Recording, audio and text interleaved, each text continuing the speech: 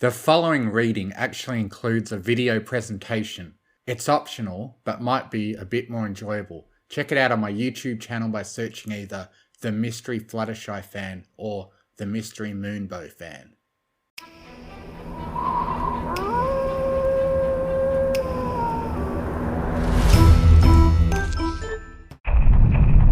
Day 3.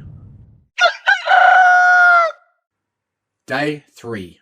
Things have gone from bad to worse. There were 2 more murders last night. A stallion I had never met called Spring Cushion, the owner of a shop here in PonyVille called Quills and Sofas, and one of Fluttershy's co-workers, a mare named Nurse Redheart. Fluttershy is deeply upset. 2 of her friends dying so close to one another.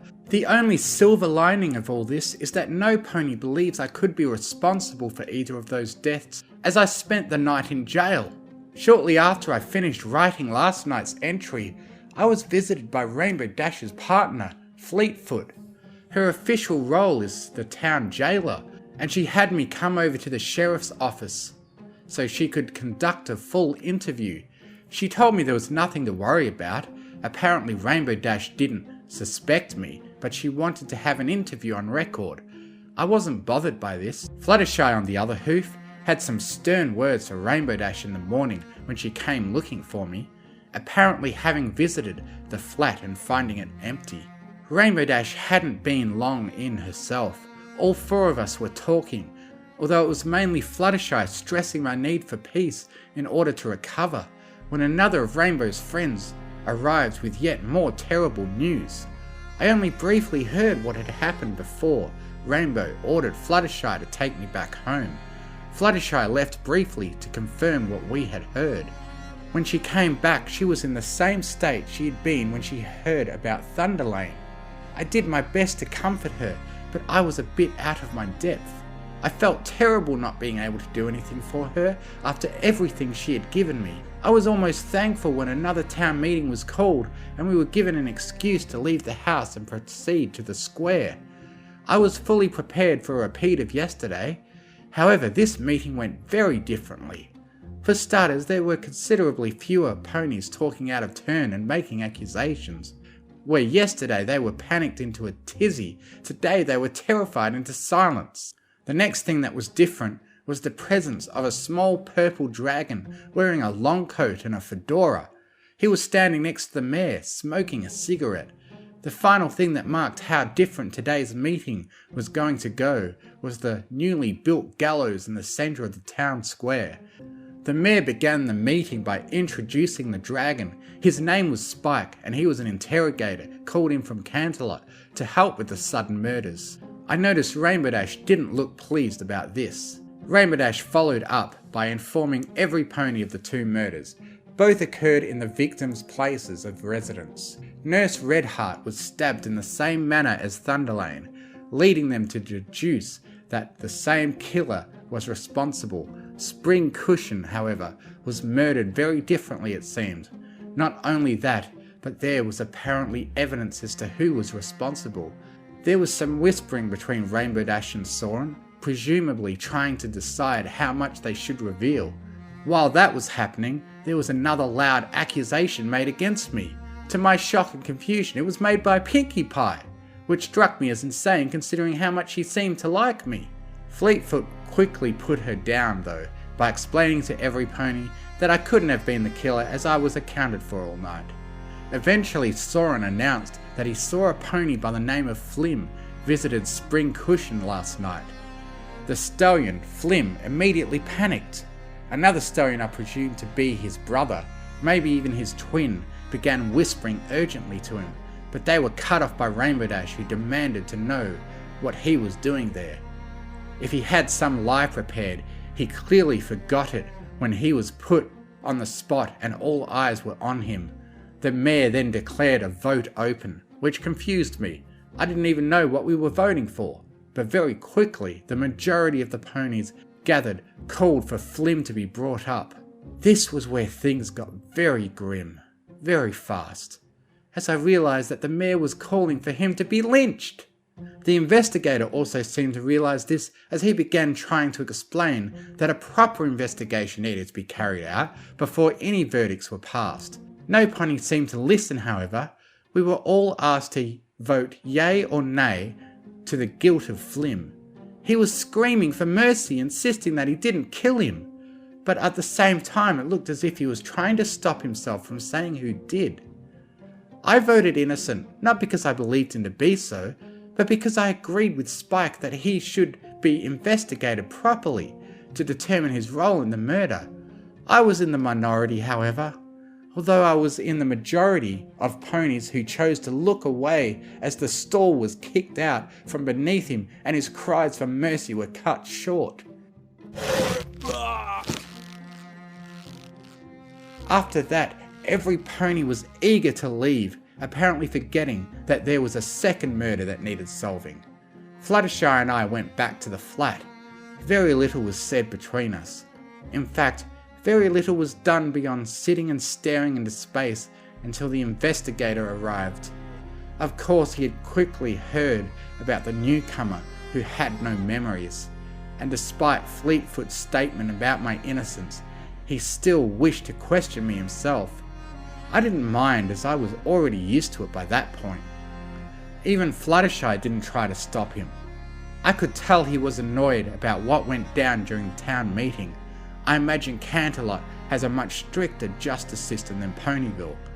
He seemed satisfied, though, that I was nothing more than a simple amnesiac by the end of his questioning. He even thanked me for voting innocent with him before he left. It's been a harrowing day, and I feel like the worst is yet to come. I need sleep. Fluttershy is staying with me tonight to make sure no pony else tries to hinder my recovery.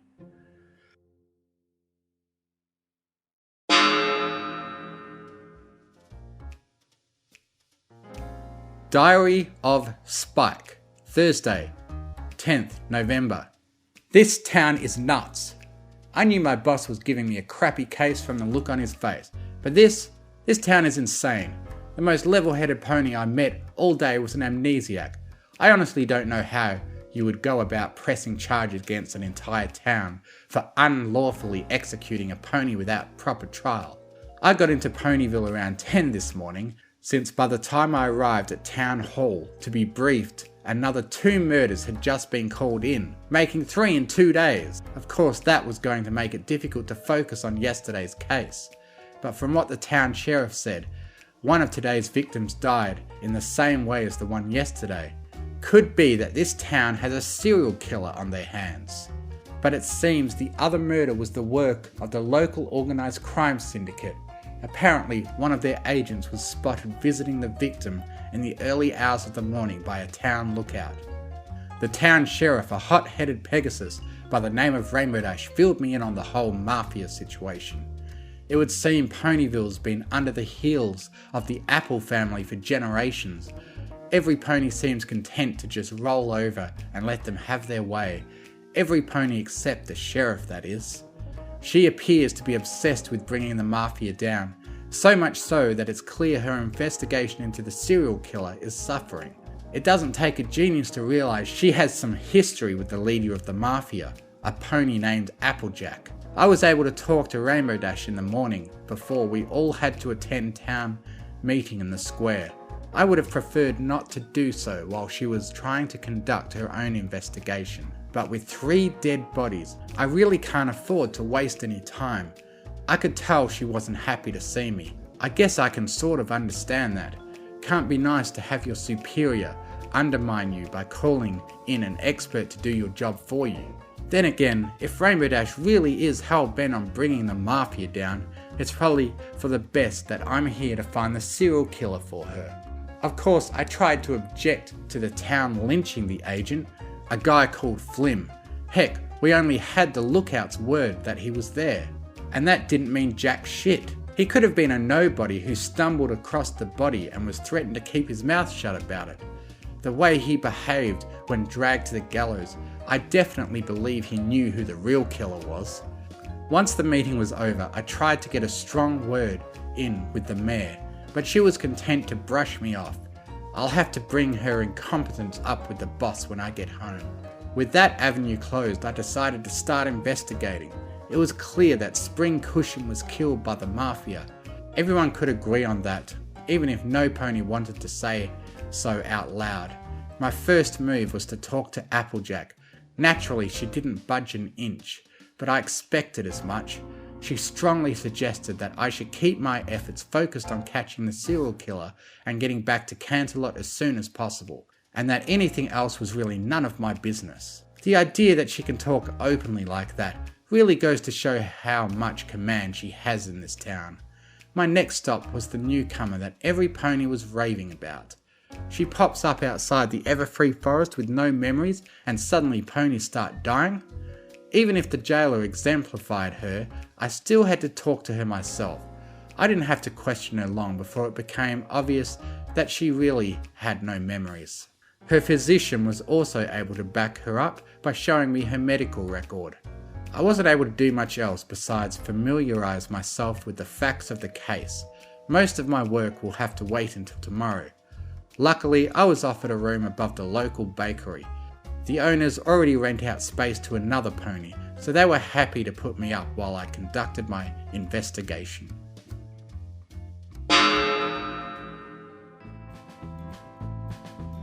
Diary of Applejack. Thursday, 10th November. Well, things took an unexpected turn. My first few days in charge really have been the toughest we've seen in a while. I knew things were off to a bad start. When Mac rushed back home last night, I could tell from the look in his eyes something had gone wrong. Spring Cushion died, which put us in a bit of a pickle. Mac swore to me that he only roughed him up a little, that he couldn't explain how it happened, but the next thing the guy was dead. If it had been any pony else, I would have called them a liar and had them taken out to the orchard to dig their own grave. I guess Mac just doesn't know his own strength. Still, we needed damage control and quick. We couldn't let his death get linked back to us after yesterday's murder. In retrospect, it might have been better if I had left it well alone. I sent Flim out to the Cushion's shop, told him to clean the body and make sure there wasn't a trace of evidence that could lead the sheriff back to us. Of course, the fool was spotted and naturally got lynched today during the second town meeting. We even had to vote guilty along with the rest of the town. I couldn't let him spill his guts to the town in return for walking free. As if Spring Cushion's death didn't complicate things enough, the killer struck out again last night, stabbed up a nurse this time, as if she had predicted the situation escalating. The mayor called for an investigator from Canterlot, a Drake called Spike.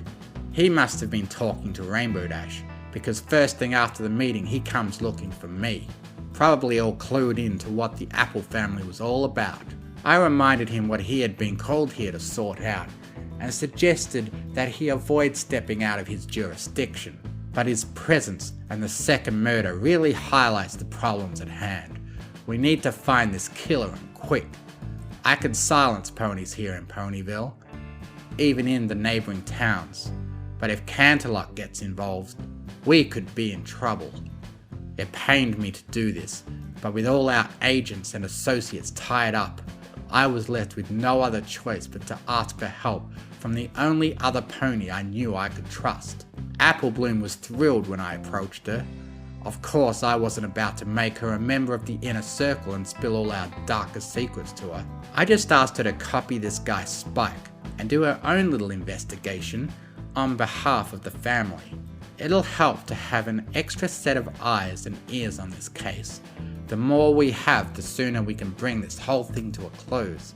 Which reminds me, I'll have to keep an eye on Flam. I'm not sure how long he'll stay loyal after we sold out his brother. I hope he knows what's good for him. He did a decent job last night with Berry Punch, and we really can't afford to lose our framer right after losing our janitor.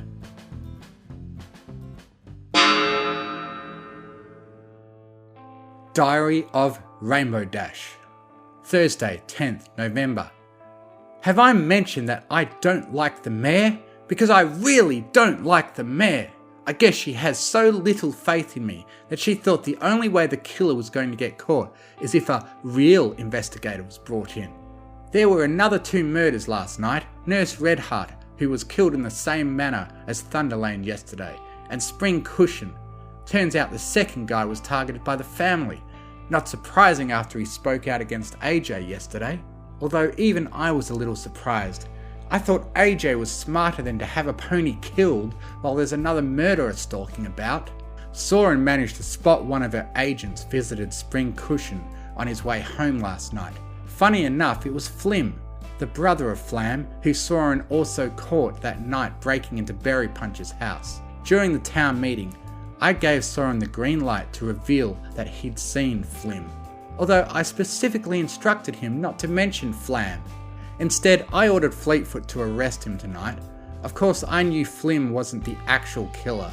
He was probably just there to clean up or plant false evidence after the real killer did the dirty work. But of course, the rest of the town jumped on the notion of him being the killer and called for his immediate execution. The investigator from Canterlot, a stuck-up little dragon called Spike, tried to put his foot down, said we should interrogate him and conduct a proper trial rather than lynching him. Ordinarily, I would have agreed with him, but I knew how the family worked. He wasn't going to talk no matter what we offered him. Besides, what the investigator didn't know was that we already had cause to bring his brother in for questioning. So let Flim hang, I decided. I swore I would see the family destroyed, and that seemed like a good way to kick it all off.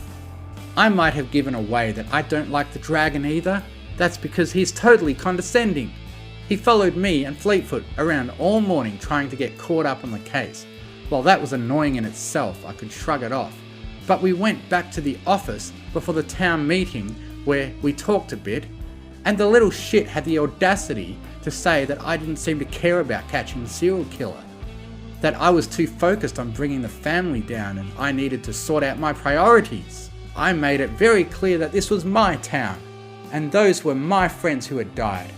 And if he dared to question my commitment to catching the punk behind all this, then I would make sure he never made it back to Canterlot.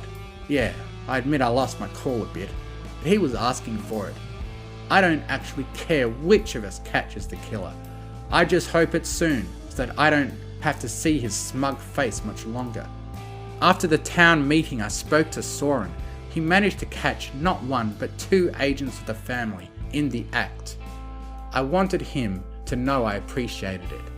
I had half a mind then to take the rest of the day off and just go do something with him. I kept thinking back to last night, to how lonely it's been. I wonder if that's how he's been feeling this whole time. I really wanted to take some time off, but I knew I couldn't with the pony who killed Thunderlane still on the loose. I instructed Soren to try and cover as much ground tonight as he could. Any pony outside at night was automatically suspicious. After that, I spoke to Fleetfoot. I ordered her to bring in Flam tonight, but that I would start working on a list of suspects for us to start working through these next few days. I don't care if I have to question everyone in PonyVille. I will catch that killer and show that dragon that I've got my priorities straight. I'll even bring the family down while I do it. I also spoke with Scootaloo. Turns out she was able to hear what Flim and Flam were whispering about to one another after Flim got outed at the town meeting. Naturally, his brother was trying to help him come up with a convincing lie. It didn't help Flim any, but I might make for a good weapon against Flam during his interrogation. Scootaloo also mentioned something about Applejack bringing in a new agent, but she wasn't able to tell me much more than that. I wondered if she really didn't know, or if she was actively hiding something from me. I trust Scootaloo though. If she knows anything, I know she'll be honest with me, even if it takes a while. Diary of Applebloom, Thursday, 10th November. Today has been the best day ever. Actually, that might have sounded really insensitive. Obviously, it's terrible that so many ponies have died, but Applejack actually asked me to do some work for the family. I couldn't believe my ears when she told me. After all these years, she's finally going to let me help with the family business, and not just the farm. She asked me to help with the investigation into this killer on her behalf.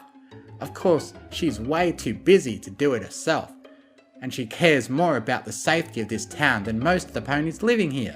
I did wonder why she needed me to do this, I mean, we have a sheriff now, and there's some detective arrived from Canterlot. By the looks of it, that killer will be caught before long. Still, I wasn't about to pass up this opportunity to show Applejack that I could be trusted to work with the family. I got to work straight away. I started by going to find Scootaloo and Sweetie Belle and asking them if I could practice my questioning on them. Pity both of them were too busy and had to run off. At the same time, I thought they were trying to hide something from me, but I realised that was just silly. After that, I went and talked to Cloud Chaser. I knew she was a friend of Sweetie Belle's sister, but I didn't know much more than that. She was really vague when I asked her to tell me about herself. She said she was a professional escort, which didn't make a lot of sense. I mean, I've never seen her escorting any pony around town. Besides, before this killer showed up, PonyVille was a perfectly safe town. You didn't need escorting. She also giggled a lot when I tried asking for specifics. I might have to note her down as suspicious for now. Of course, I wasn't able to do much more investigating as I still had chores on the farm to do. But I think Applejack will be really impressed with how I'm doing, especially after a day or two when I've been able to question more ponies.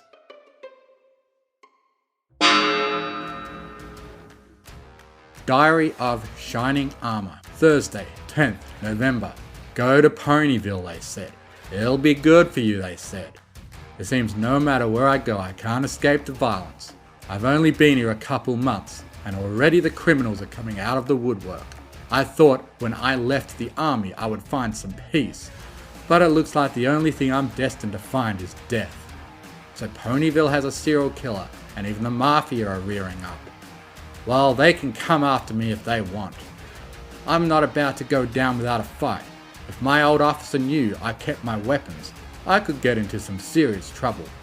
But by the looks of it, I'd be in more trouble if I was here without something to defend myself with.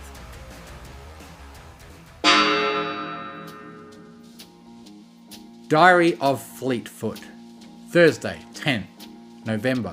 Shit's really hitting the fan now, with 3 ponies murdered and another executed in the town square. It didn't even come as a surprise when the mayor approached me today. While Dash was arguing with the new investigator, our dear mayor popped in with a little message for me. It would seem that I have been granted full authority as the town jailer and a lawman to jail any pony indefinitely, without a warrant, or even execute them myself if I believe them to be the killer. That first part might be helpful if we had more than one cell, but as it is, I can't exactly keep many ponies in here indefinitely. Still, being allowed to perform executions, no questions asked. I can get on board with that. The town already proved today where they stood on the matter of how to deal with criminals, and Rainbow Dash has been upping her fight against the family recently. With this new power, we could really strike a blow against them. Speaking of which, I'm bringing Flam in tonight. Dash wants him to spill his guts, and I might just make it happen literally once he's told me everything he knows. I'm keeping this to myself for now. I don't know if Dash would be for or against it. I'll find tomorrow if I decide to go through with it. I imagine any issue she has with it will disappear once she sees how the family crumble as their agents are taken out one by one. She did say she was going to provide me with a list of suspects that I was to jail from tomorrow onwards. I won't be surprised to find a few of the family's associates scattered throughout that list.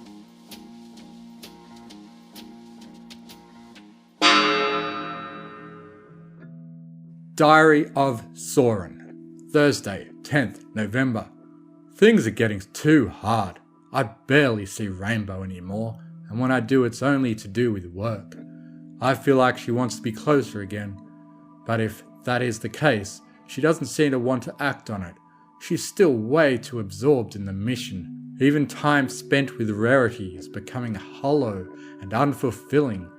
I put on a smile, but when I'm with her, all I can think about is how things used to be between me and Rainbow and how I want those times back. I'm not sure that I could break it off with Rarity even if I wanted to. She's been talking a lot more lately about the possibility of us taking our relationship to the next level, even hinting at me leaving Rainbow Dash.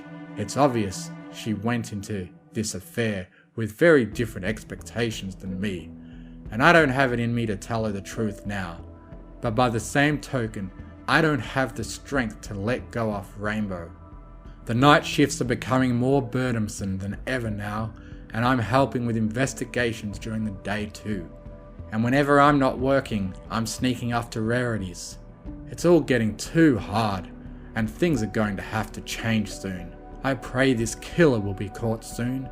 We'll make him pay for what he did to Thunder Lane. Then just maybe we'll be able to go back to our normal lives. But what if my normal life is working all night while Rainbow works all day? Hardly seeing one another as she throws herself into work and barely notices as our relationship falls apart around her. Something has to change, even if that requires me to come clean.